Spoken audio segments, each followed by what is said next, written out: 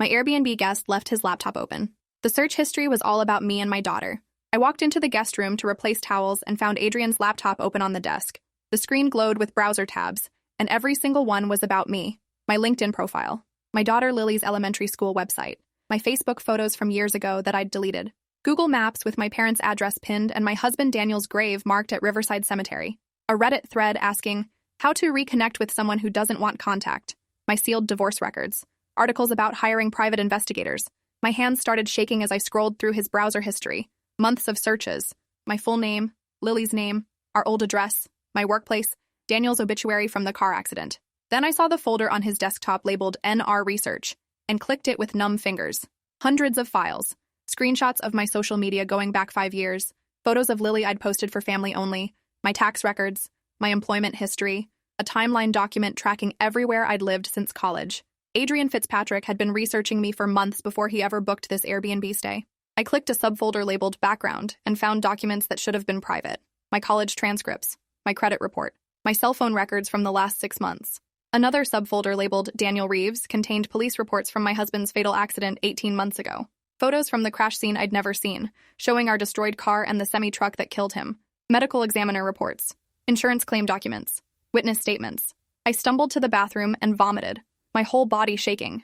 Who was this man? I'd let him into my home 5 days ago. He'd been around my 7-year-old daughter. He'd helped us bake cookies, taught Lily card games, made her laugh, and the entire time he'd been studying us like specimens. I forced myself back to the laptop and opened his email. Most messages looked normal, work correspondence and newsletters. Then I found a thread with someone named Jay Hammond that made my blood freeze. "I'm in," Adrian had written 5 days ago, the day after he arrived. "She has no idea. The house layout matches the photos. Lily looks exactly like the pictures you sent. Blonde hair, blue eyes, missing front tooth. She's small for 7 but seems healthy." Jay Hammond had responded, "Good. Build trust slowly. Don't rush this one. We need her completely comfortable with you before the pool party Saturday. Have you confirmed the basement access?" Adrian replied, "Yes. Door from the garage leads down. Unfinished basement, no windows. The soundproofing is excellent because of the insulation. She wouldn't hear anything from upstairs." Jay Hammond, "Perfect. I'll arrive Saturday morning with the van. We can be in and out in under 10 minutes if you have her ready and compliant." My vision tunneled as I read the words again. Pool party Saturday. Lily had mentioned a classmate's pool party this weekend. I'd already said she could go because she'd been so excited about it. I grabbed my phone and called Ashley, the mother of Lily's classmate. My fingers were shaking so badly I could barely hold the phone. She answered cheerfully, kids shrieking in the background. "Hey, Ashley, quick question about Olivia's party Saturday. What time should I drop Lily off?" There was a pause. "What party? Olivia's birthday isn't until December. There's no party this weekend." The phone nearly slipped from my hands. "Are you sure? Lily said something about a pool party." "Definitely not. Where did she hear that?" I made up an excuse about getting confused and hung up. There was no party. Adrian had invented it. He'd told Lily about a fake pool party, probably planning to offer to drive her there himself. Then what? Take her somewhere? To a basement? I ran downstairs and wrenched open the door from the garage that led to our basement. The stairs descended into darkness. I'd only been down here twice since we moved in, both times to check the furnace. It was unfinished. Concrete floor, exposed beams, boxes of Daniel's things I couldn't bear to sort through. Adrian was right about the soundproofing. The insulation between the floor joists would muffle any sound. If someone was screaming down here, I might not hear them from the kitchen above. "Mom?" Lily's voice came from upstairs. "Can I have a snack?" I slammed the basement door and raced back up, my heart pounding so hard I thought I might pass out. She was in the kitchen, innocent and oblivious, digging through the pantry for crackers. I grabbed her and pulled her into my arms so tightly she squeaked, "You're squishing me." "Sorry, baby. I just love you so much." My voice cracked and I had to fight to keep from falling apart in front of her. I forced myself to think clearly. I needed to call the police, but I also needed more evidence. I'd already touched the laptop, potentially contaminating whatever crime scene this was. I pulled out my phone and started taking photos of everything. The browser tabs showing my personal information, the folder structure with all the research about me and Lily, the emails between Adrian and Jay Hammond discussing their plan for Saturday.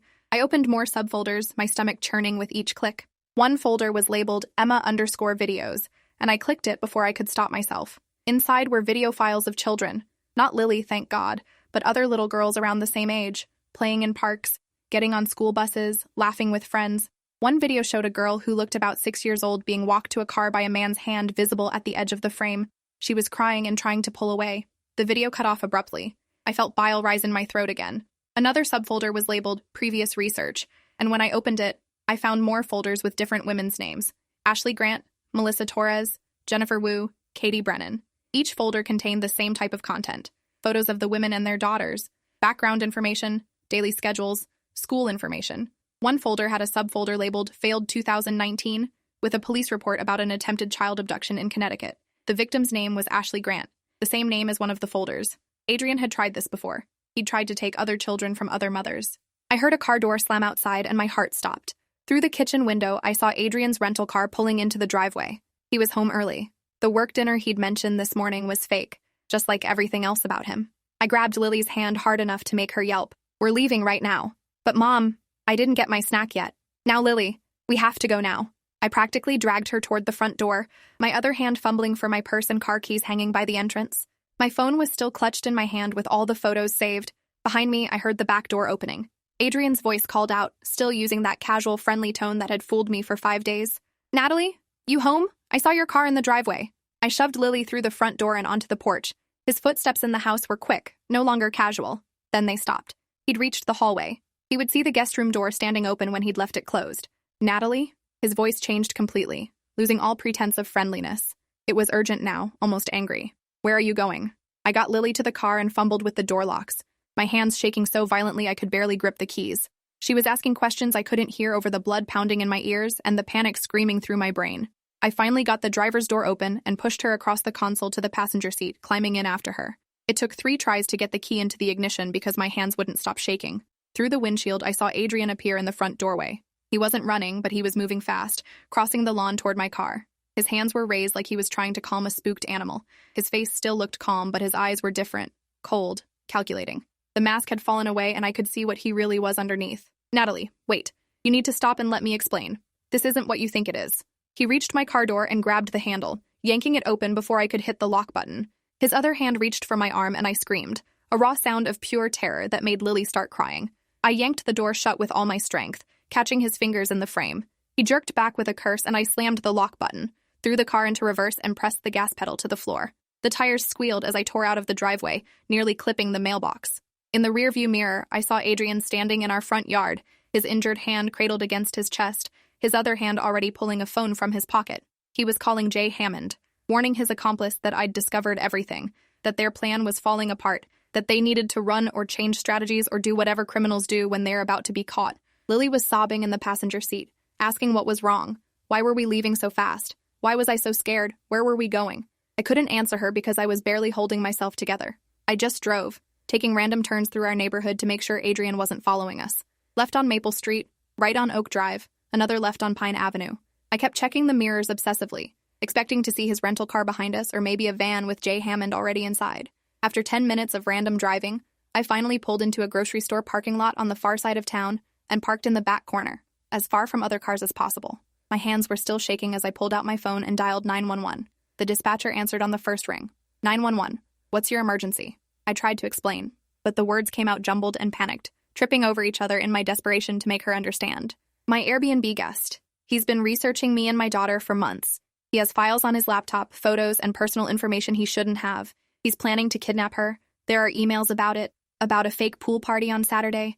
There's another person involved with a van. There are videos of other children on his computer. I think he's done this before. The dispatcher cut me off gently but firmly. "Ma'am, I need you to slow down and take a deep breath. What is your current location?" I gave her the address of the grocery store, my voice breaking. "Are you safe right now? Is the individual with you?" "No, he's at my house. His name is Adrian Fitzpatrick. He's staying in my guest room. He's been there for 5 days. He has detailed plans about taking my daughter. Please, you need to send someone right now. He knows I found everything. He's probably calling his partner right now. Officers are being dispatched to your location immediately. I need you to stay in your vehicle with the doors locked. Do not leave the parking lot. Can you do that for me?" 2 police cars arrived within 5 minutes, lights flashing but no sirens. An officer tapped on my window and I unlocked the doors, words spilling out before he could even introduce himself. I showed him the photos on my phone, scrolling through the screenshots of browser tabs and folders and emails with Jay Hammond. His expression grew darker with each image. He looked at his partner and something passed between them. Some kind of recognition or concern that made my stomach drop even further. "Ma'am, I'm Officer Delgado. We need you to come to the police station to give a full statement. We're sending units to your house right now to locate and detain Adrian Fitzpatrick. Can you tell me about Jay Hammond?" "Who is that?" "I don't know. Someone he's been emailing with. They were planning something for Saturday. A fake pool party to get my daughter alone. They mentioned having a van." Officer Delgado's jaw tightened and he spoke into his radio, relaying information to the units heading to my house. Then he looked back at me. Follow our patrol car to the station. Stay close behind us. We need you and your daughter somewhere secure. At the police station, they took us to a small interview room with comfortable chairs instead of the harsh interrogation rooms I'd seen on TV. Someone brought coloring books for Lily, while I gave my statement to Detective Monica Price, a woman in her 40s with sharp eyes and a professional demeanor that somehow made me feel safer. She recorded everything on her phone while I walked through the entire timeline, starting from when Adrian had first booked the stay 5 days ago. How perfect his profile had looked. How normal and kind he'd seemed when he arrived. How he'd helped us bake cookies and taught Lily card games and offered to help with childcare. How he'd been building trust and inserting himself into our lives. Exactly what the email to Jay Hammond had said to do. Build trust slowly. Don't rush. I showed her all the photos from his laptop and watched her face go pale, especially when she saw the screenshots of the Emma_videos folder. We need to get that laptop secured immediately, she said, standing up quickly. The electronic evidence is crucial for prosecution. She left the room to make phone calls, and I sat there with my arm around Lily, who had finally stopped crying and was quietly coloring a picture of a butterfly. Detective Price came back 10 minutes later. Officers are at your house now. Fitzpatrick is in custody. He tried to run when patrol cars pulled up, made it to the backyard before they tackled him. They've seized his laptop, his phone, and both of his suitcases. Is there anyone you can stay with tonight? Family or friends? We don't recommend you going back to that house until we've fully processed it as a crime scene. My parents were in Florida. My brother lived 2 states away. I thought of my coworker Diana, who'd helped me through the worst days after Daniel died. I called her and barely got through an explanation before she was telling me to come over immediately. She had a guest room. Don't worry about anything. Detective Price drove us to Diana's house herself. On the way, she explained what would happen next. They'd analyze everything on Adrian's laptop and phone. They'd work to identify Jay Hammond and any other conspirators. They'd compare the videos of children to missing persons reports. They'd contact the FBI because this appeared to be part of a larger operation spanning multiple states.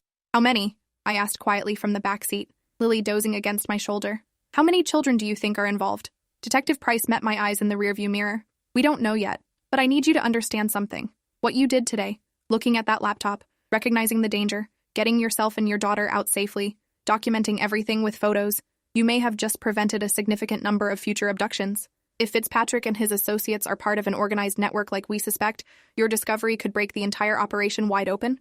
Her words should have made me feel better, but all I felt was sick. How many other mothers hadn't been as lucky? How many children were already gone? That night at Diana's house, I couldn't sleep. Every time I closed my eyes, I saw Adrian's face. The friendly smile when he'd first arrived. The patience as he'd taught Lily card games. The enthusiasm while baking cookies. How easily I'd trusted him.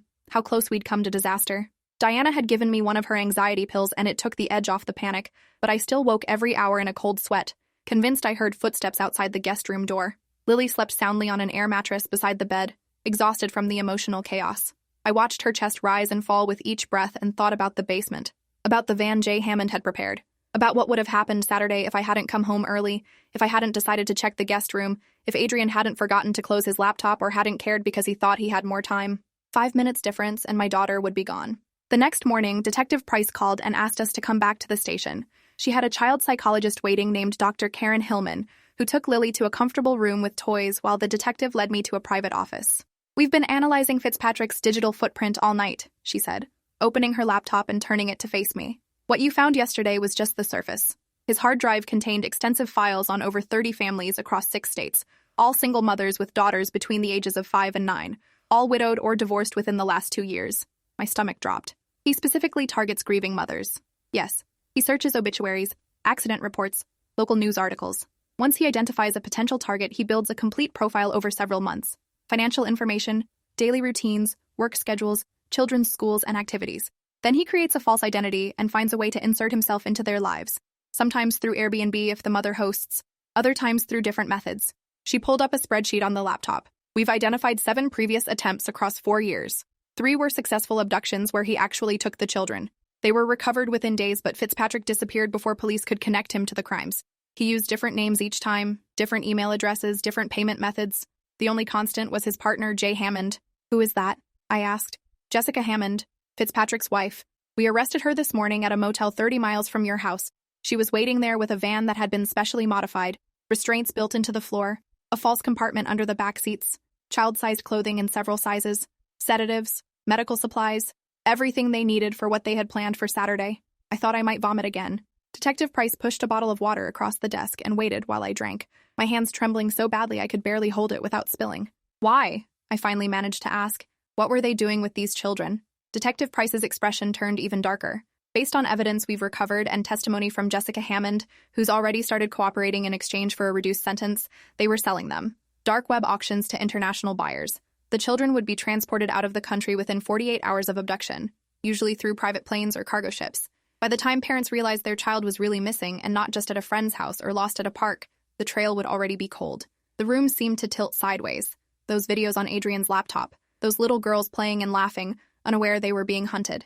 The 3 successful abductions, I said. You said the children were recovered. All of them? Detective Price hesitated. 2 of the 3. The 3rd child, a 6-year-old named Emma Weston from Oregon, is still missing. That was 2 years ago. She was the first one they took before they refined their system. Jessica Hammond claims Emma was sold to a buyer in Eastern Europe, but she doesn't know the specific location or identity. Emma. The folder on Adrian's laptop had been labeled Emma_videos. I remembered now seeing clips of a little blonde girl with a gap-toothed smile playing on a swing set. Emma Weston. Still missing somewhere in the world. Stolen from her mother 2 years ago. We're coordinating with the FBI and Interpol now, Detective Price continued.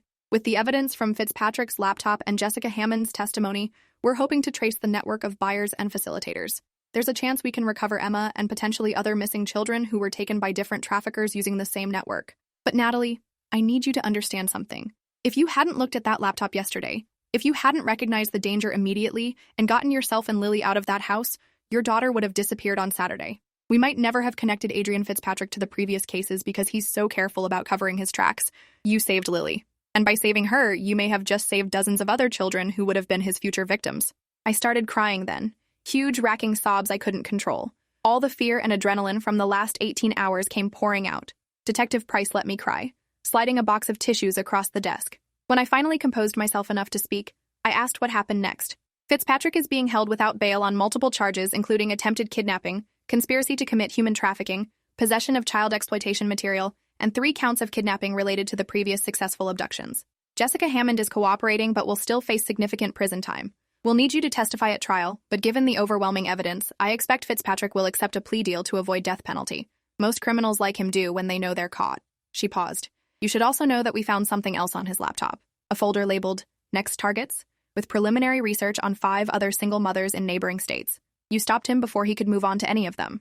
3 weeks later, Adrian Fitzpatrick pleaded guilty to all charges in exchange for life in prison, without possibility of parole. Jessica Hammond received 35 years in exchange for her cooperation and testimony. The FBI used the evidence from Adrian's laptop and Jessica's information to identify 17 other missing children across 8 countries who had been trafficked through the same dark web network. 12 of them were recovered alive within the first 3 months. Emma Weston was found in Romania 4 months later, traumatized and speaking a different language, but physically unharmed. She was reunited with her mother in an airport reunion that made international news. I watched the video of them embracing and cried for an hour. That could have been Lily. That almost was Lily. The only thing that stopped it was luck and timing and a laptop left carelessly open. I sold our house because I couldn't bear to live there anymore, knowing Adrian had walked those halls and mapped out our basement as a prison cell. Lily and I moved into an apartment complex with security gates and cameras and a doorman who checked IDs. I stopped hosting on Airbnb, stopped trusting easily, started therapy twice a week, and made Lily start seeing Dr. Hillman regularly too. Some nights I still wake up terrified, convinced someone is in the apartment, that Adrian somehow escaped from prison and found us again. My therapist says that's normal after trauma, that the hypervigilance will fade with time. I'm not sure I believe her. How do you stop being afraid when you've seen how easy it is for monsters to smile and bake cookies and teach card games while planning to steal your child? How do you trust anyone ever again when the threat wore wire-rimmed glasses and had 5-star reviews? 6 months after everything happened, Detective Price called. She'd been promoted to sergeant and wanted to update me personally. Using evidence from Adrian's case, they'd arrested 4 more members of the trafficking network operating in different regions. Over 20 children had been recovered. The case had broken international headlines and led to policy changes in how Airbnb and other platforms verified users. Several countries had strengthened their laws around child trafficking. Adrian's capture had created a domino effect that dismantled an entire criminal organization. There's one more thing, Detective Price said. Emma Weston's mother asked me to pass along a message. She wanted you to know that because you saved Lily, you helped save Emma too. The evidence chain started with what you found. She'll be grateful to you for the rest of her life. I thanked her and hung up, then sat in my quiet apartment and cried. Lily is 9 now. She's happy and healthy and thriving. She doesn't remember much about Adrian, doesn't remember his face or voice or the terror of that drive to the police station. Dr. Hillman helped her process it as a bad person who wanted to hurt people, but your mom kept you safe. For Lily, it's become a vague, bad thing that happened once, like a nightmare that faded with morning light. But I remember everything. Every smile Adrian gave my daughter. Every kind word he spoke. Every moment I trusted him and let him deeper into our lives. I'll carry that knowledge forever. The understanding of how thin the line is between safety and catastrophe. How 5 minutes can mean everything. We were lucky that day. So many others weren't. And that's something I'll never forget for as long as I live. Thanks for watching till the end. Make sure to subscribe and like to not miss the next story.